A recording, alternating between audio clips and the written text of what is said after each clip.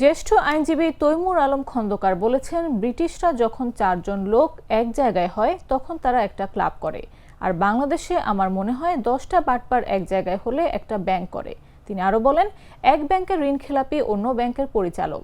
আইনগুলো এমন করা হচ্ছে নির্দিষ্ট কোনো পরিবারের লোক ছাড়া ব্যাংক করতে পারবে না, যে কারণে অনেকগুলো দেউলিয়া হয়ে গেছে।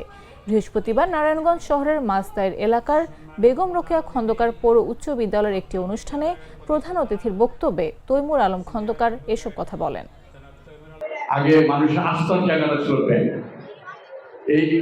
এই সেশনেই অর্থমন্ত্রী বলছেন যে বাংলাদেশে 20টা দেউলিয়া কোম্পানির কাছে, প্রতিষ্ঠানের কাছে প্রায় 700 লক্ষ কোটি টাকা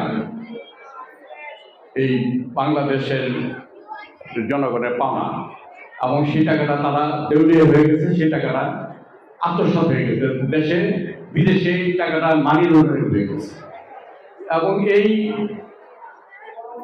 20টা প্রতিষ্ঠানের মধ্যে 11টাই এস আলমের কোম্পানি।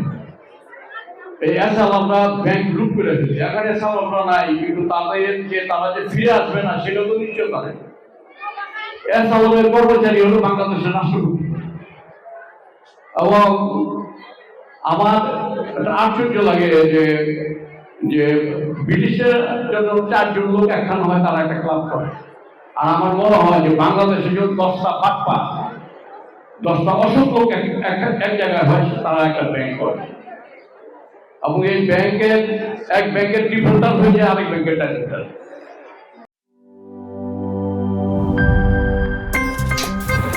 আমার একটা স্মার্ট সিদ্ধান্তে 25% গ্যাসের খরচ কমেছে। ভাবছেন কিভাবে? সাধারণ গ্যাস স্টোভ বদলে আমি এনেছি আরএফএল গ্যাস স্টোভ। এর সাইন্টিফিক নজল ও ব্রাস বার্নার ক্যাপ সমানভাবে তাপ ছড়িয়ে রান্না করে দ্রুত, তাই গ্যাসও বাঁচায় 25%, টাকাও বাঁচে 25%। আরএফএল গ্যাস স্টোভ নিরাপদ ও গ্যাস সাশ্রয়ী।